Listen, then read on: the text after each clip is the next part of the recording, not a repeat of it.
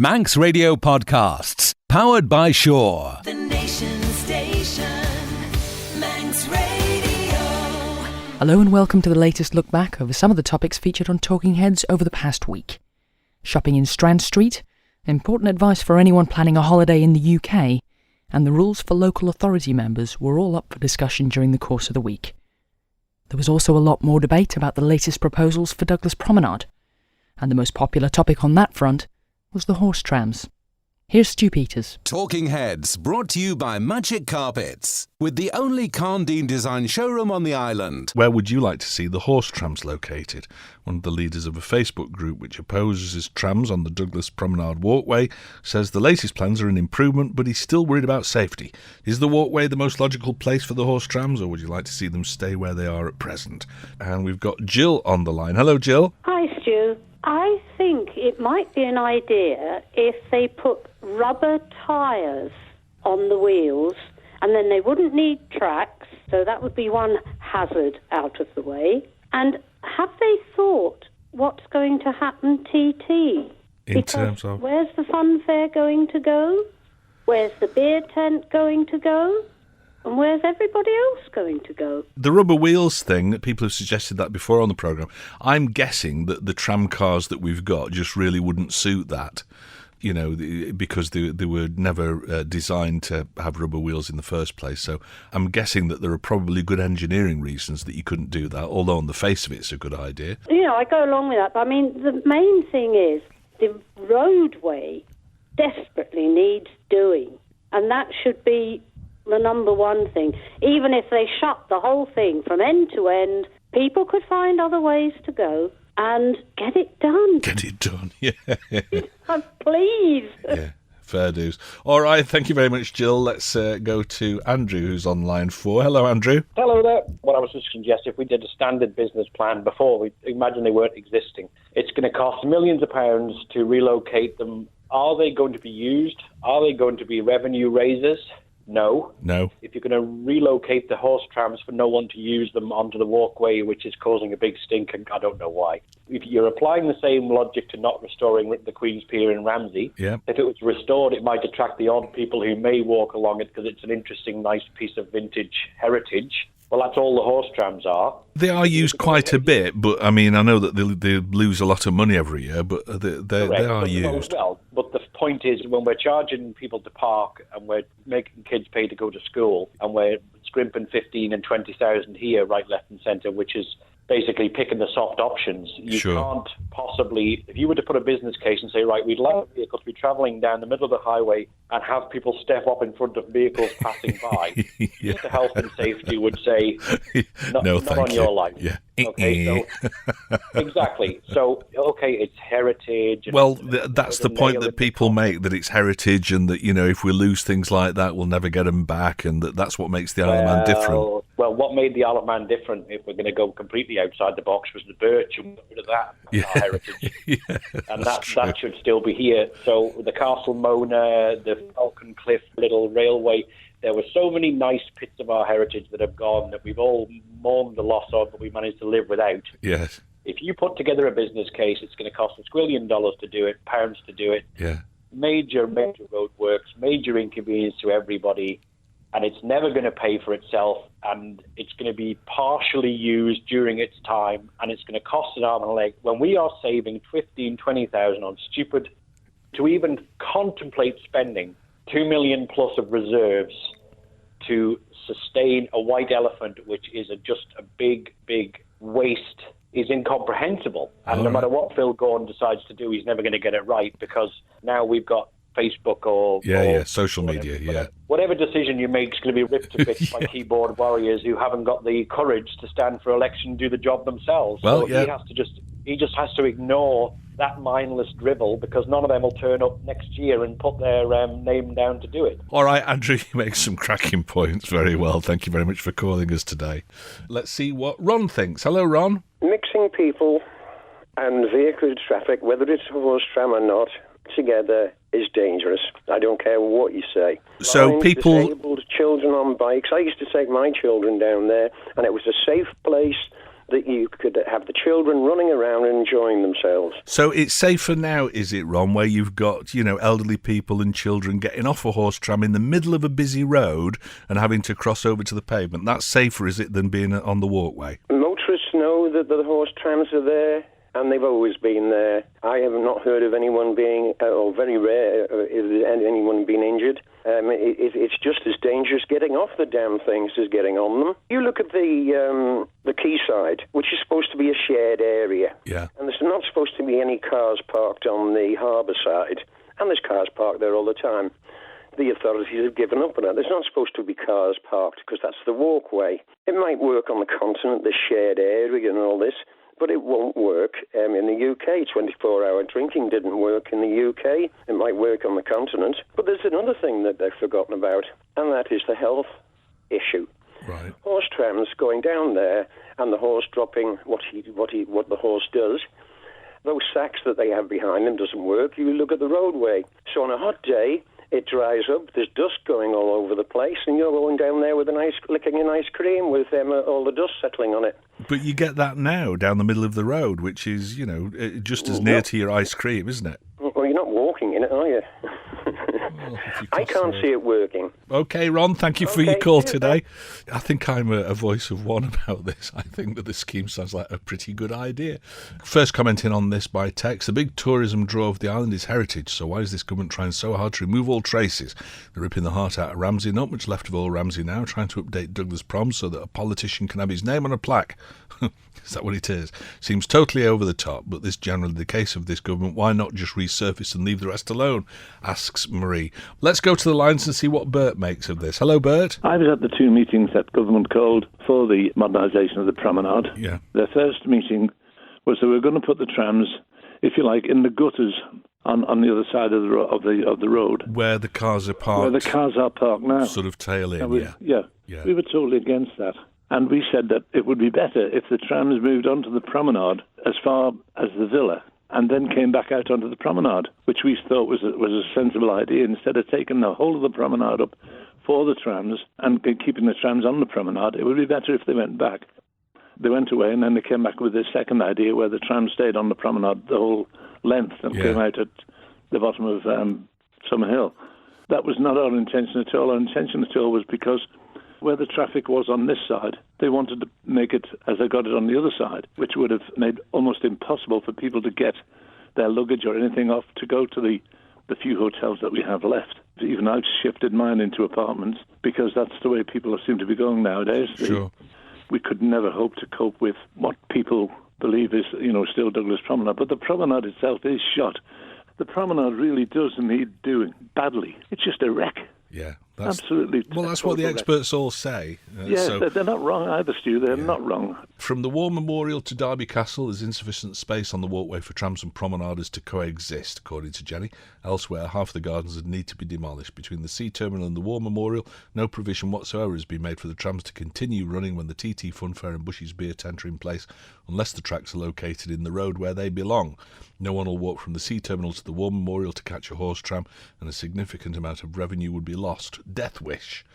Keep the trams where they are, says Jenny. Right then. Let's go to the lines and see what Ros makes of this. Hello, Ros. I want to keep the horse trams. I'm not quite sure where they should be. Right. A lot of the problem, I think, is that when they give you these plans, it's all right seeing distances on paper and them telling us, so many metres or so many yards. Yeah. Why can't they actually mark on the pavement and the walkway in different colours exactly where everything is going to go? Good idea. They could do that down by the War Memorial, couldn't they? There's got plenty of space down there. They could do it all the way along so that people then know exactly what space they're talking about. I've got a young grandson who's learning to ride a bike. He doesn't go into the cycle lane because the proper cyclists are going far too fast. But I would hate to think that when he's wobbling along on his bike, that there's going to be a horse tram coming up behind him. Well, they're not that fast, the horse trams. No, I know, but neither's a kiddie that's just learning to ride a bike either. Yeah, but you'd be there with him, wouldn't you? I've got grandchildren as well. So either I would or his mother would, but he goes ahead of me because I'm even slower than he is.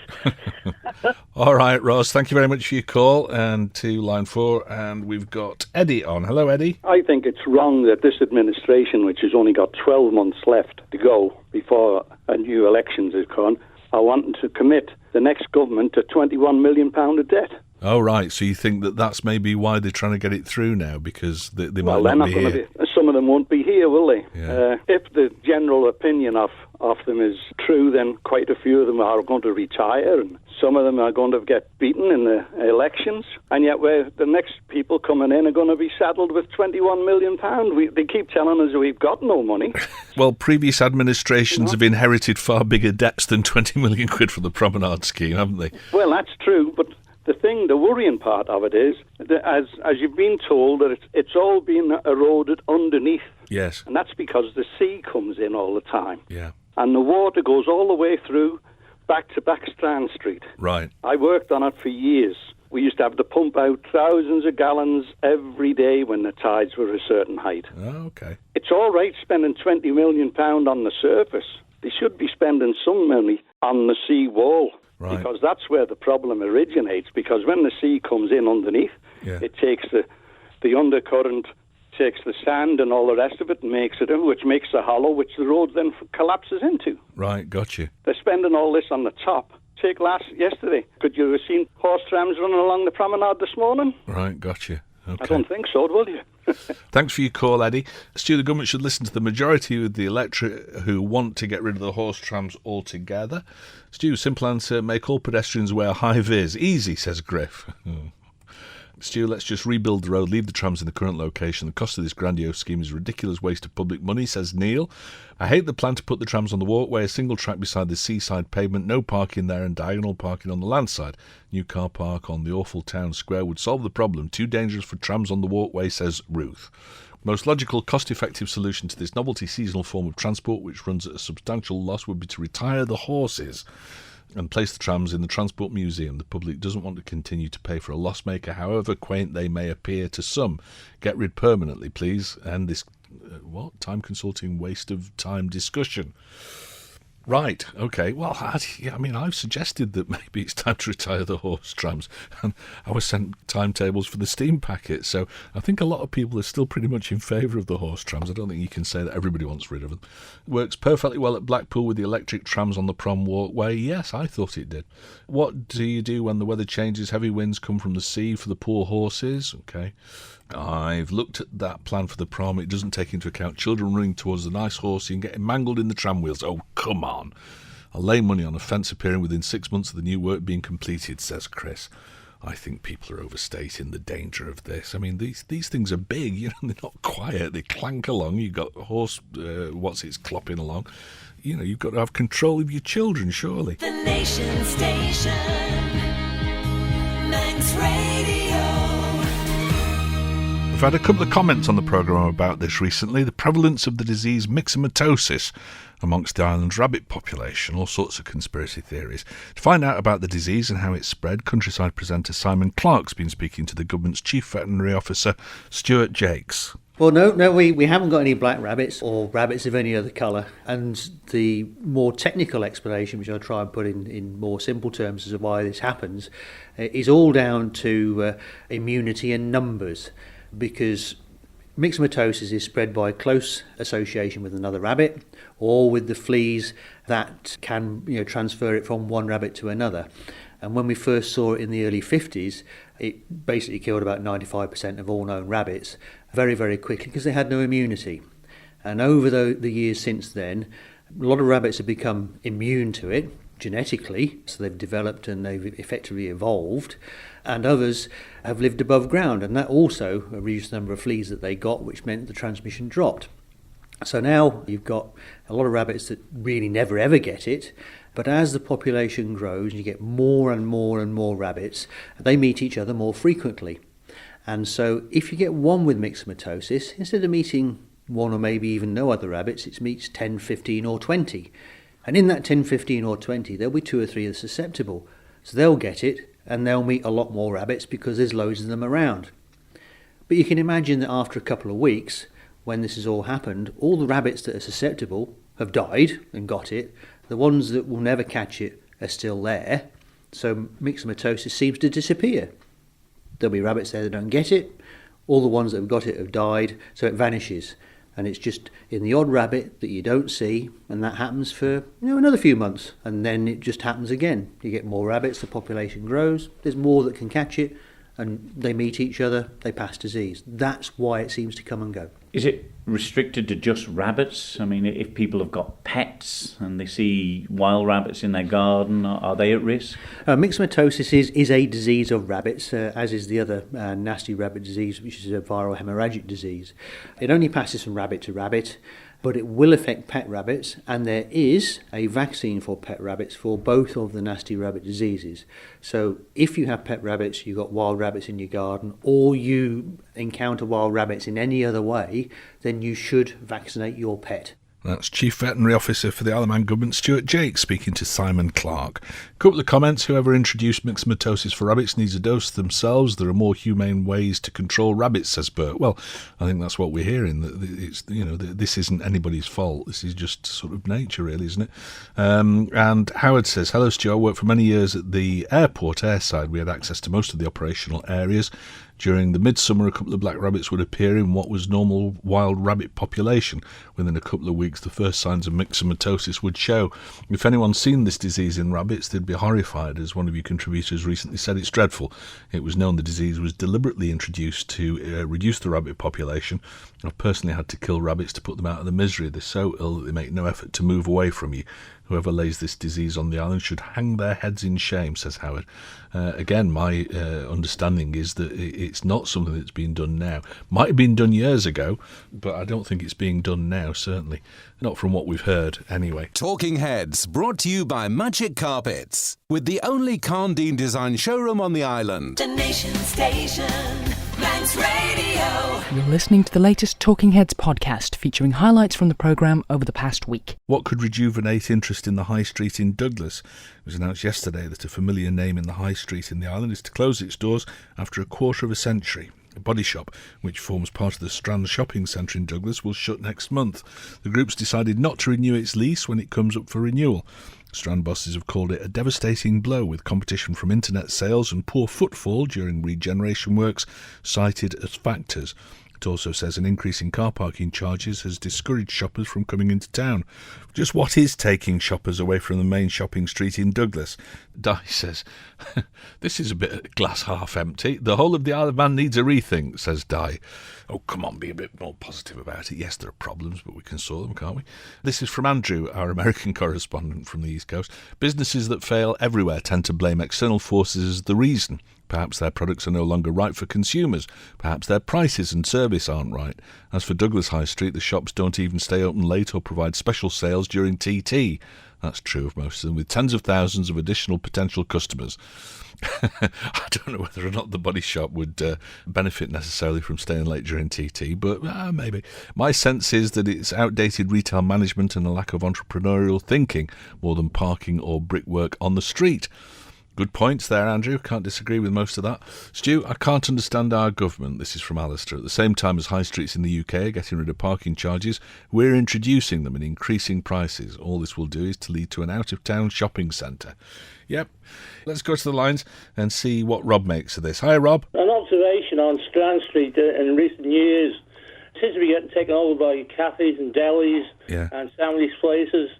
And the crowd that you see walking through the street seems to be much younger. I don't think they really cater to older people apart from Marx's and the supermarkets. I think there's a market there because not every older person is on the internet. I don't know about that. I think there's a good mix of people that use Strand Street, but I take your point. And I mean, this is what people have said in the past about internet shopping, that it's only things that you physically need to be able to touch or consume that are going to end up on the high street, and that everything else is going to be bought online, isn't it? We really could do a survey being done of the people in Strand Street during the day. Are they there for shopping, or are they there to meet friends in the local cafe or coffee house or deli, and take the time during the lunch break, maybe? I don't know. It doesn't seem to be for the people to be shopping. That's what I'm trying to say. But that's down to the shopkeepers themselves rather than government or the council, isn't it, to do surveys? It's down. The shops must know how to do their jobs, and certainly the growth of the internet has changed retailing considerably, I would have thought. But then before that, there was mail order, wasn't there? So that there's always been some sort of a threat to high street shopping, I suppose. And the other thing is the shopping bags does seem to be missing amongst the majority of people going down Strand Street, so they're certainly not there to shop and inside the shops. The majority. This is an impression I get when I walk through. Yes. OK, Rob, thank you very much for your call. Hi, Stu. One idea to rejuvenate the Douglas shopping experience: fix the promenade, says David H. Hi, Stu. As usual, a thought-provoking programme. Strand Street is taking a large, well-known chain store closing down to make David Christian and co. sit up and take notice.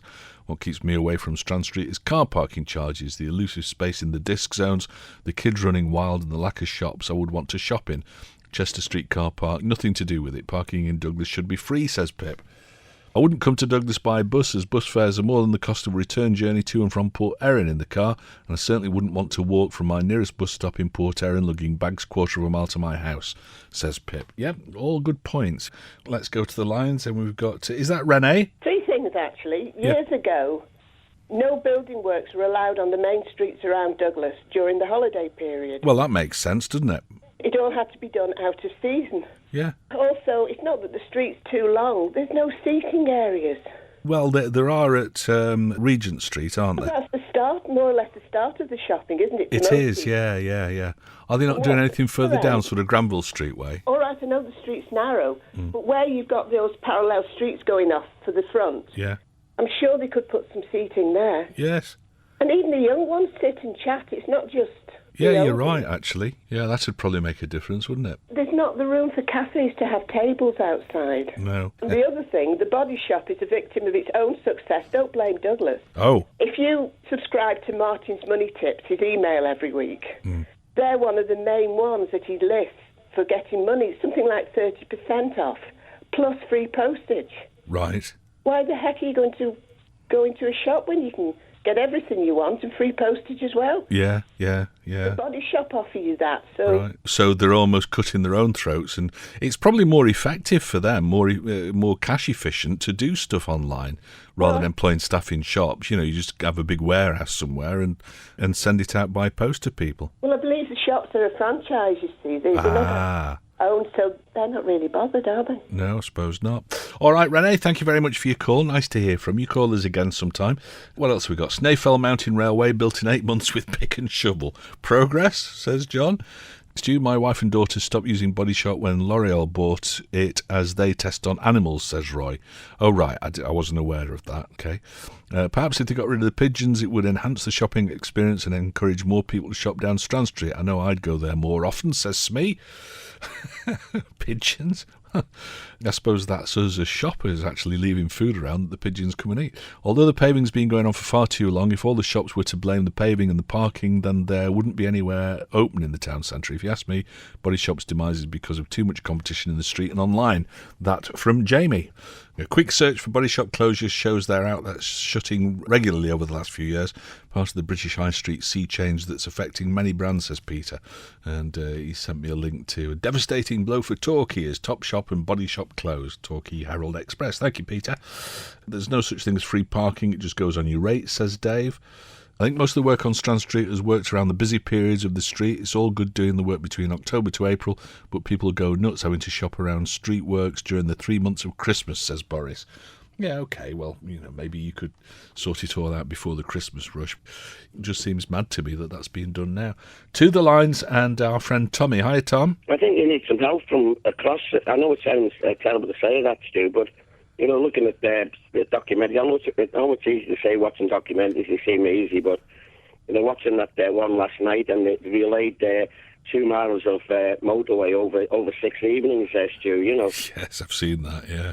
With all the technology that can get, that geotech stuff that went down, to take all the bump out of the road and help the cars as well. Well, in fairness, though, I mean, that's just a top dressing, isn't it? It's a case of it's just playing it and then relay it. thing that strikes me is that you often see sort of half a dozen fellas working on Strand Street. And to me, if you had 60 fellas working for a tenth of the time, it'd make more sense. Now, whether or not there's a reason that they don't do that, whether it's just not feasible, I don't know. But these things just go on forever. Well, I think you're right, Stu. You need the appropriate workforce there to get the job done, don't you? Yeah. And the reason why, part of the reason why the shops are closing down, another reason why, Stu, perhaps the landlords are a little bit greedy with the rents, Stu. That's been suggested before, yeah, that rents are too high. Thank you, Tommy. Good to talk to you again. Stu, I'm in business and would love to locate to Strand Street, but it's far too expensive to rent a shop. A lot of the premises belong to very wealthy people that don't worry about whether it's empty or not. Okay. It's not just the body shop that's shut. There are around 7 or 8 other premises with signs to let or for sale along Strand and Castle Street. These car parking charges definitely don't help. This is the summertime and the likes of Douglas is like a ghost town, says Michael. Stu, so many experts on the show today. I don't know how the island has the problems it has, says Peter. I wonder that every day, Peter, to be honest. The Nation Station, Manx Radio. If you're planning a trip to the UK, you're being reminded not to forget about medical insurance this summer. Although there's a reciprocal agreement between the island and the UK, it only covers emergency care and not repatriation to the island for continued treatment. Howard Quayle is Health and Social Care Minister. We have a reciprocal health agreement with the United Kingdom. However, that only treats your emergency needs. Once you've been stabilised and you need to go back to the Isle of Man, then you have to cost of being repatriated to the Isle of Man, and that can run into thousands of pounds. Now, there are a number of local insurance companies on the Isle of Man that do have travel insurance which covers this. Not all national insurance companies recognise the fact that the Isle of Man, that there's a cost getting across the sea, and therefore they don't necessarily cover. But I have personally checked that at least 3 of our local insurance companies all have this cover for residents of the Isle of Man, and it's not incredibly expensive, but it's something I would urge them to check the small print in their policies and to ensure that they have this cover, because it's not something the Isle of Man government can afford to fund for everyone. They need to be repatriated. When you go on holiday or you go away to visit family, I'm sure the last thing on your mind is that you're going to have an accident, but it's always better to be covered because, as I say, the cost can run into the thousands of pounds to relocate back to the island. Now, presumably this isn't a new thing. This has always been the case, that repatriation is not covered by the reciprocal agreement. That's correct. It's just what we're doing as a department is just reminding everybody this time of year people are tending to go on holiday or go off to visit family and friends at adjacent isles, and it's just reminding them that to have this cover. So you're absolutely correct. It's nothing new that's been introduced. It's just a reminder to everyone, because every now and then you hear of someone who has had an accident, broken a leg or something, and then has had to pay a considerable amount of money to get themselves back to the island. And as I say, it's not covered under the NHS agreement. Good advice from Health and Social Care Minister Howard Quayle, speaking to Catherine Nicholl. If you want to find out more information about making sure that you've got adequate off-island health cover, there's a leaflet with that information which can be downloaded from the government's website, gov.im. The Nation Station, Manx Radio. Should the brakes be put on any further action over local authority members not being on the electoral register? The registration row is rumbling on, and the Infrastructure Minister says he's hopeful that common sense will prevail. So far, 4 local authority members have been forced to stand down for not being on the voters list, but there are fears that up to 17 people could be affected island-wide. Changes earlier this year meant people had to register to be on the list rather than their name be automatically retained. But Phil Gorn says the fate of local authority members is down to interpretation and hopes that it's nothing that can't be resolved. But the leader of Douglas Council takes a different stance over the issue and insists that authorities can't turn a blind eye to the matter. Should any further sanctions against local authority members be halted until the legislation can be changed, or should anyone not on the electoral register step down now? Cliffy says there's quite a few MHKs and MLCs that I wish weren't on the voters list. Well, listening to what James Davies said, I think the rules are different for them. I don't think they need to be on the voters list, unlike councillors and commissioners.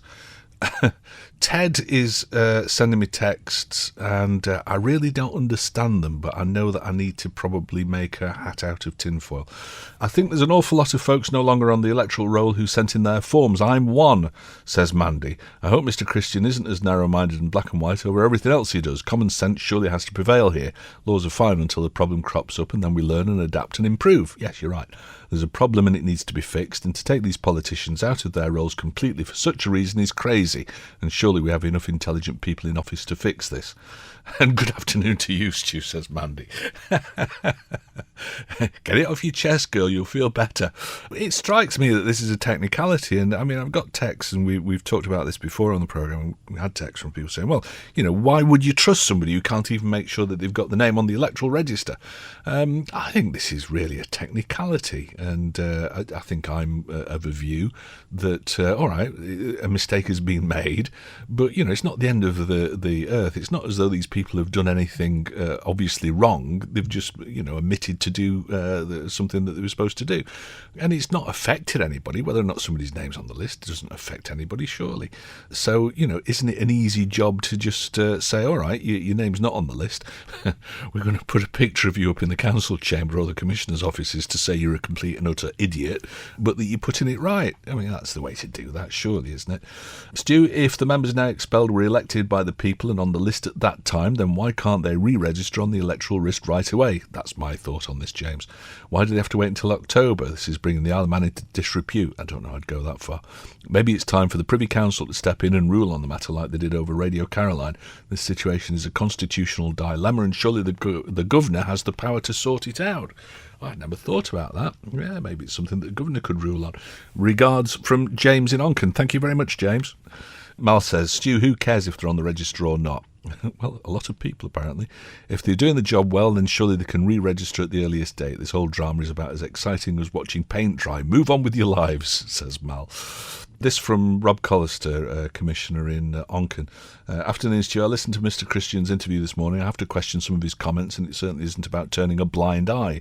From looking at the legislation, it's clear that any potential local authority candidates have to be on the electors' voting list at the time of the election. Thereafter, the legislation is unclear. Section 7 of the Local Election Act, however, outlines very clearly what considered disqualified as being an elected local authority member, and there is no mention of not being on the electors' voting lists. Right then. It's refreshing to hear a local politician say that the law is the law and it has to be adhered to. When you start bending the law, where will it stop? Well, that's a valid point. Well, I'll concede that one.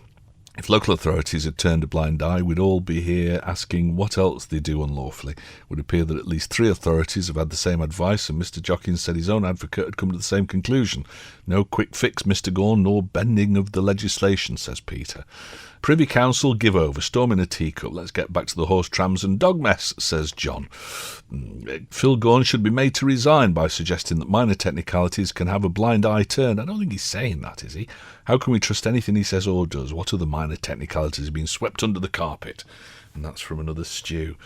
Let's see what Dave reckons in Ballasalla. Good afternoon, Dave. Hiya, Stuart. My views are probably going to be a little bit different to yours, but okay.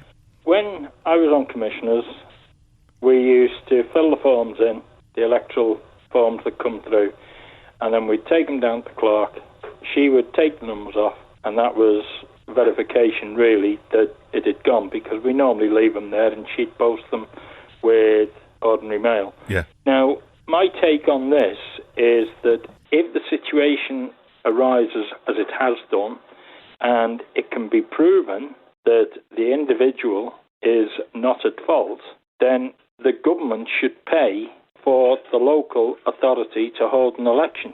Now, the crunch is going to come. How do you prove that the government have had that form? Absolutely. Well, John Jockin reckons that he sent it off, definitely. Once it's gone into government office, there's absolutely no way on God's earth that you're going to prove that it went into government office. But it's the same with any official paperwork. It's the same with tax returns. It's the same with rates demands. There needs to be some way of public and anybody else taking note and being able to get advice, because at the end of the day, if they turn around and say, well, okay, Stu, you didn't put your form in, you say you did, you go and seek legal opinion, You've got to pay for that. Sure. Well, why should you have to pay for it if it's not your fault? But why should government? Because, like you say, it's hard to prove it. Well, but you don't know that they've lost it. We disagree on this fundamentally, Dave, because you think it's the responsibility ends with sending off the form.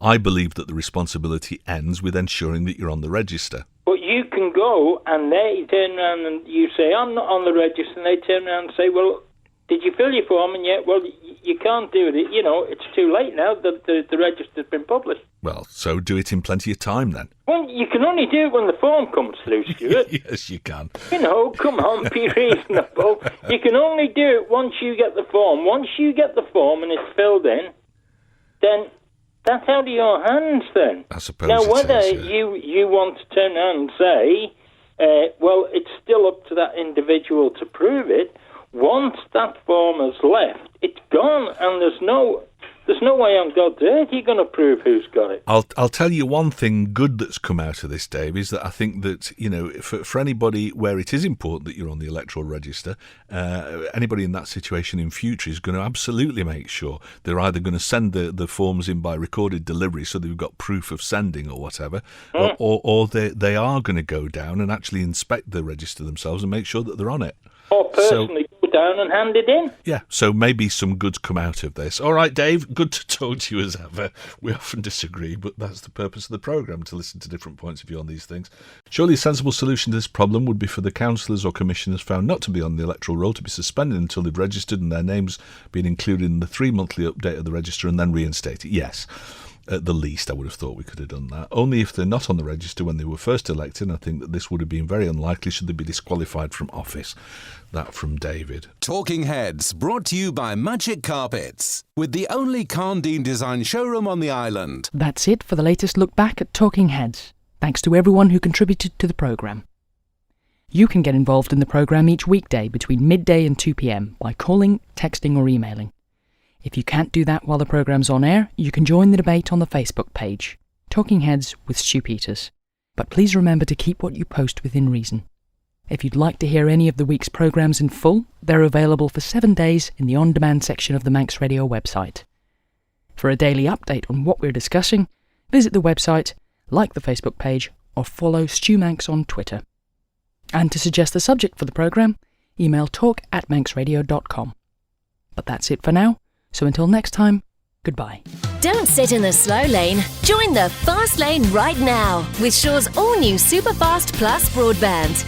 Enjoy more bandwidth, amazing speeds and the best value on the island from just £23.95 per month. So don't be left behind. Get a piece of the high-speed action with Superfast Plus broadband from Shaw. For details, visit our stores in Douglas, Ramsey and Port Erin or click shaw.com. Love being Shaw. Terms and conditions apply.